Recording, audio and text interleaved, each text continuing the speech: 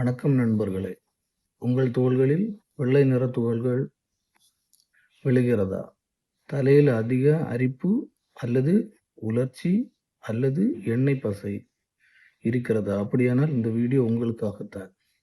இந்த வீடியோவில் தலைப்பொடி அதாவது டேண்ட்ரஃப் என்றால் என்ன? அது ஏன் வருகிறது?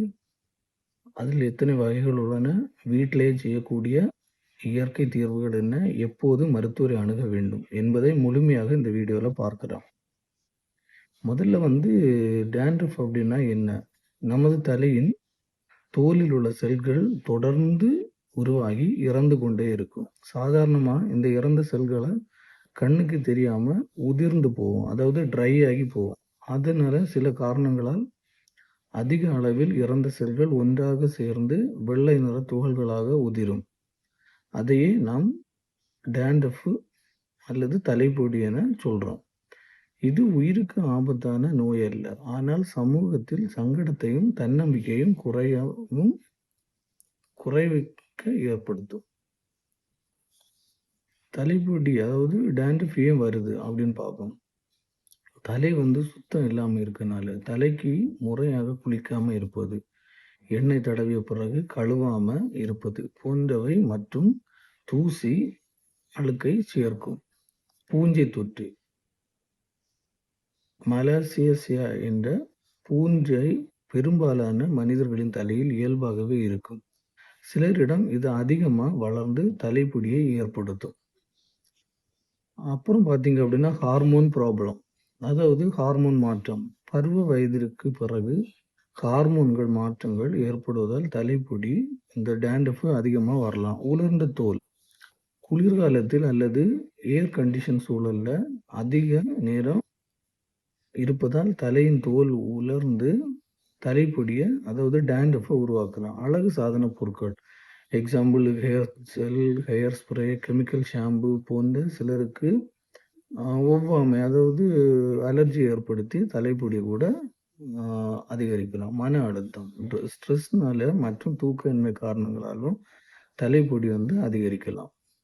தலைப்பொடியின் வகைகள் அப்படின்னு பார்த்தோம் அப்படின்னா உலர்ந்த தலைப்பொடி அதாவது ட்ரை டேண்ட்ரஃப் மிகவும் பொதுவானது.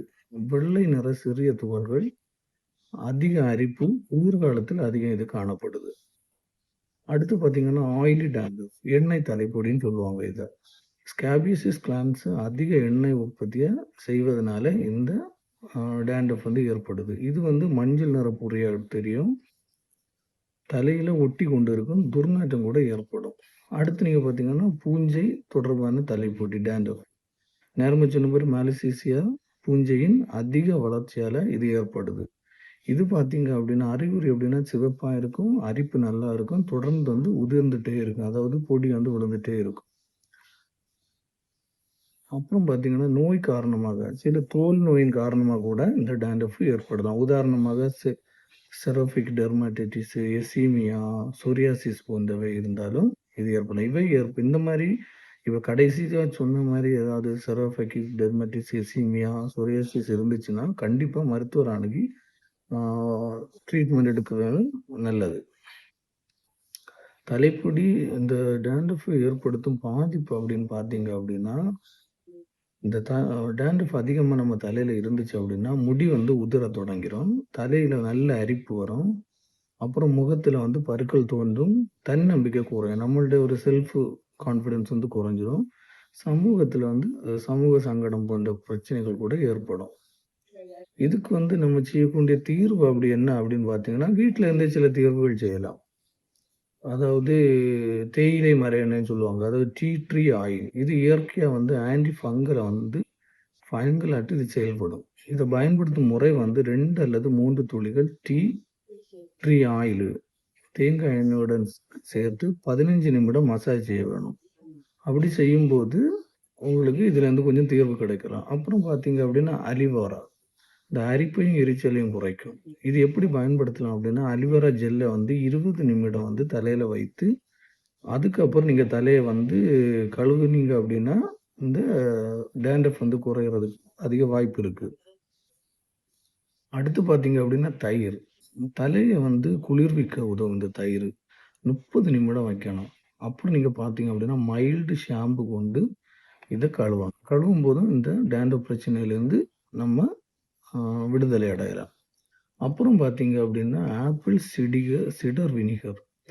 இந்த பூஞ்சை வளர்ச்சிய கட்டுப்படுத்த இது மிகவும் உதவுது. நேரடியாக பயன்படுத்தக்கூடாது. இது தண்ணீர்ல கலந்து தான் இந்த ஆப்பிள் வினிகர வந்து பயன்படுத்தணும். அப்புறம் பார்த்தீங்கன்னா, வேப்பிலை. வேப்பிலைய வந்து விழுது செய்து தலையில தடவலாம். இது வந்து நீங்க பார்த்தீங்கன்னா, அரிப்ப குறைக்கும், கிருமிகள அழிக்கும் உள்ள சக்தி உண்டு இந்த வேப்பிலையில. அடுத்து பார்த்தீங்க அப்படின்னா, மருதாணி. இந்த பழங்காலத்துல இருந்தே பயன்படுத்தப்படும் இயற்கையான மருந்து அப்படின்னு பார்த்தீங்கன்னா, மருதாணி தான். இது தலையை குளிர்வித்து எண்ணெய் சுரப்பை சமநிலைப்படுத்த உதவுகிறது. மருதாணி. அப்புறம் பார்த்தீங்க அப்படின்னா, இந்த தலைப்பொடி அதாவது இந்த டாண்ட்ரஃப்ப தடுக்க சில வழிமுறைகள் இருக்கு. வாரத்துக்கு 2 அல்லது 3 முறை தலையில வந்து கழுவணும். அதிக கெமிக்கல் ஷாம்பு பயன்படுத்தாம தவிர்க்க வேண்டும். சத்தான உணவு சாப்பிடுங்க. அதிக தண்ணீர் வந்து குடியுங்க. மன அழுத்தத்த குறைங்க. தனிப்பட்ட சீப்ப பயன்படுத்தாங்க. அதாவது உங்களுக்குன்னு தனியா ஒரு அ சீப்ப வந்து பயன்படுத்துங்க. அதாவது வாரத்துக்கு கண்டிப்பா 2 முறை குளிக்கலாம். குளிக்கணும். கண்டிப்பா தலை குளிக்கணும். அதிக ஷாம்பு மீன்ஸ் கெமிக்கல் வந்து அதிகமா உள்ள கெமிக்கல் உள்ள ஷாம்புலாம் பயன்படுத்தாதீங்க. நல்ல சத்தான உணவுகள சாப்பிடுங்க.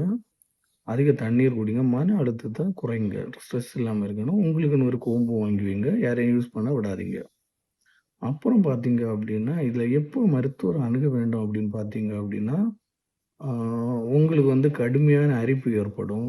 அப்புறம் வந்து சிவப்பு அல்லது வீக்கமாட்டு இருக்கும். அப்புறம் வந்து அதிகமா முடி வந்து ஃபால் ஆக தொடங்கும். அதாவது ஹேர் ஃபால் ஆகும். அப்புறம் வந்து பல நா நா மாதங்களாட்ட இது நீடிக்கும். நீங்க என்ன யூஸ் பண்ணாலும் இது மாறாது. நீங்க ஷாம்பு யூஸ் பண்ணியிருப்பீங்க, இல்லன்னா இயற்கை முறையா யூஸ் பண்ணியிருப்பீங்க, இல்லன்னா அ டெய்லி நான் சொன்ன எல்லா அட்வைஸும் ஆல்ரெடி ஃபாலோ பண்ணியிருப்பீங்க. அப்படியெல்லாம் இருந்தாலும் நீங்க மருத்துவர அணுகணும். அப்புறம் வந்து வீட்டு சிரி அதான் இப்ப நான் சொன்னேன்ல, இயற்கையாட்டு நீங்க யூஸ் பண்ணியிருப்பீங்கல்ல, இந்த வேப்பிலை, தயிரு, ஆலிவேரா இந்த மாரி இயற்கையாட்டு நீங்க வீட்ல யூஸ் பண்ணியிருந்த பிறகும், இது வந்து ஆ இந்த டேண்ட்ரஃப் வந்து குறையல அப்படின்னா, நீங்க வந்து கண்டிப்பா மருத்துவர அணுகி, அதுக்கான நல்ல மருந்த எடுத்து அதுக்கான தீர்வ காண வேணும். முக்கியமா நான் இப்ப சொன்னதுல வந்து நெறைய பேரு யூஸ் பண்ணியிருப்பீங்க. நெறைய வீடியோ பார்த்துருப்பீங்க. YouTubeலயே நெறைய வீடியோ போடுறாங்க. அதுவும் பார்த்துருப்பீங்க. எனக்கு தெரிஞ்ச சில ஒன்று செலவுகள் தான் இப்ப சொல்லியிருக்கேன்.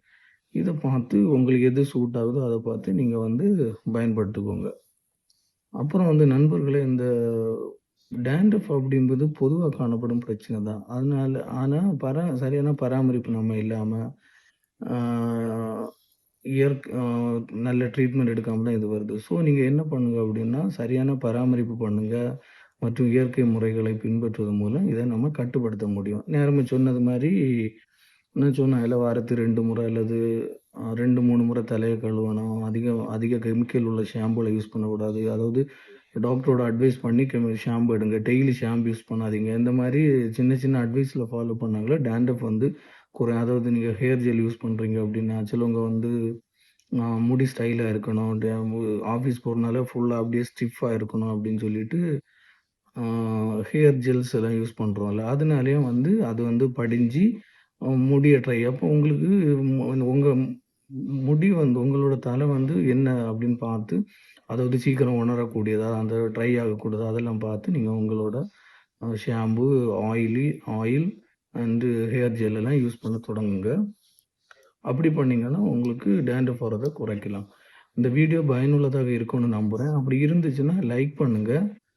உங்க நண்பர்களுக்கு வந்து ஷேர் பண்ணுங்க. மேலும் ஆரோக்கியமான தகவல்களுக்கு சாஜி ஹெல்த் தமிழ் அதாவது என்னுடைய சேனல வந்து நீங்க சப்ஸ்கிரைப் செய்ய மறக்காதீங்க. இந்த வீடியோவ உங்க ஃப்ரெண்ட்ஸுக்கும் உங்களுக்கு பிடித்திருந்தா உங்க ஃப்ரெண்ட்ஸுக்கும் பயனுள்ளது இருக்கும் அப்படின்றத சொல்லுங்க. ஏதாவது உங்களுக்கு தேவைன்னா கமெண்ட் பண்ணுங்க. வேற ஏதாவது ஒரு டாபிக் பேசணும்னாலும் என்னோட சேனல்ல கீழ கமெண்ட் செக்ஷன்ல கமெண்ட் பண்ணுங்க. உங்களுக்கு பிடித்திருந்தாலும் கமெண்ட் பண்ணுங்க. நான் ஏதாவது என்ன மாத்திக்கணும் அப்படின்னா கூட கமெண்ட் பண்ணுங்க. இந்த வீடியோவ பார்த்தமைக்கு ரொம்ப நன்றி. மீண்டும் ஒரு நல்ல பயனுள்ள தகவலுடன் அடுத்த வீடியோவுல சந்திப்போம்.